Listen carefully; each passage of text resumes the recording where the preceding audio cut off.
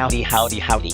I am a little Timmy Rose, avatar for artist, Tim Rose bro, and this is Art World Geeks, inspired by, where I discuss a work that inspires my art practice.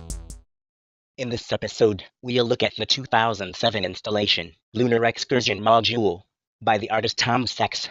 Sachs was born in New York, United States, in 1966.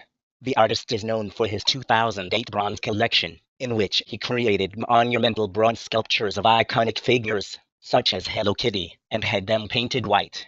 In 2007, Sachs presented Space Program, which consisted of various works that revolved around the subject of the Apollo program. One of the works included was the 1999-piece Lunar Module.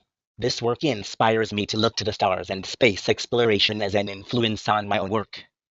Until next time, I'm Little Timmy Rose, avatar for artist, Tim Rose bro. Subscribe to my YouTube channel, and follow me on social media and the web at Art World Geek.